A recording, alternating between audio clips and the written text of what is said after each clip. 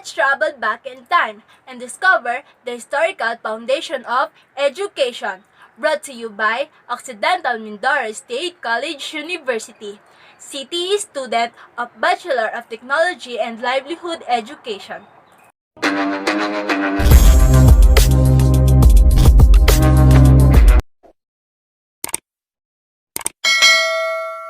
Our video for today is about the relationship of schools and society, education on primitive society, and education on key periods of the world and Philippine history.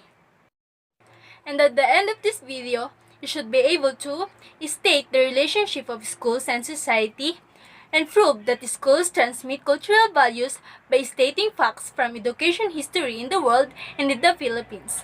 Let's proceed to our first topic. Our first topic was about the relationship of school and society.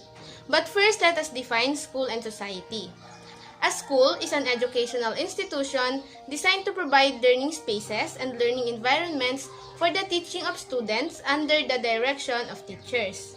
What about society? A society is a group of people living according to a shared culture.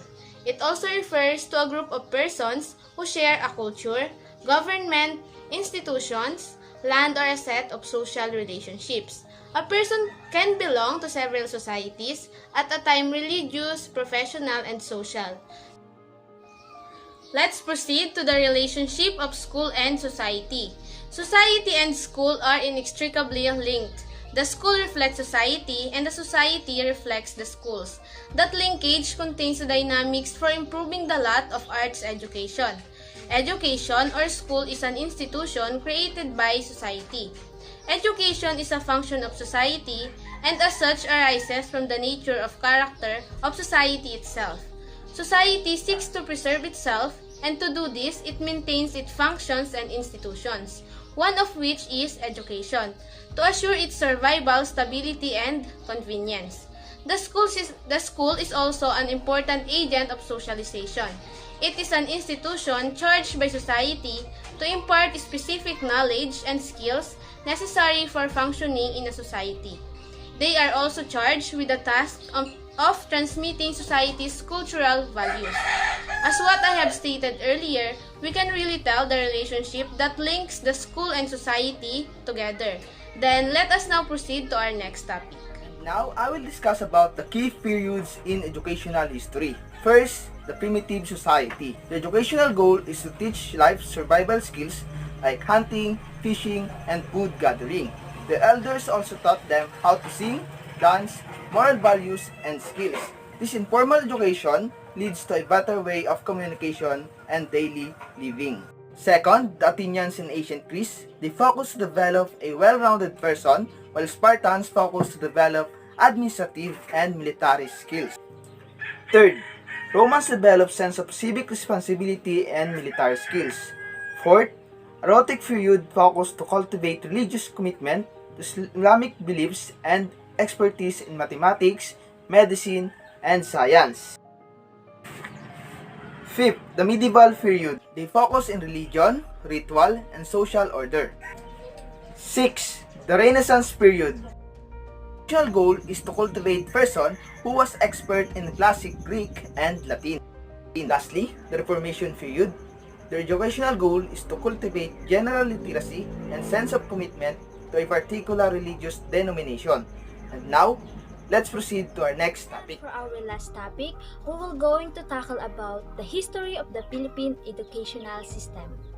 The varied goals of education in different historical periods of Philippine history. What was considered important in each historical period of the country was also the focus or direction of the education of the Filipino. During the pre-colonial period, students were given vocational training but lesser academics for them to be good fathers and mothers. During Spanish period, school focused on religious formation to help them live the Christian faith. The American regime educated Filipinos to become good citizens of a democratic country, while the Japanese regime taught them love of labor. The post-colonial period educational system was devoted to the following goals: First, foster love of country. Second, teach the duties of citizenship. Third, develop moral character, self-discipline.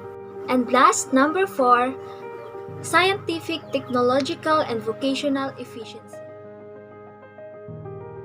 So what is the essence of studying those historical foundation of education? Why do we have to bother with the educational goals of the past, which is past, and so we can no longer undo it? Dewey explains why a study of history of education is valuable. One important reason is educational issues and problems are often rooted in the past, and the study of educational history can help us to understand and solve today's problem.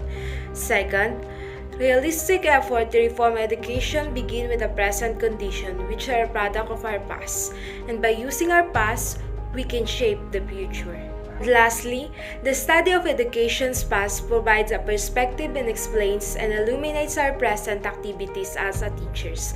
In other words, the examination of educational theories and practices in their historical context encourage teachers to adopt a critical attitude towards present theories and practices.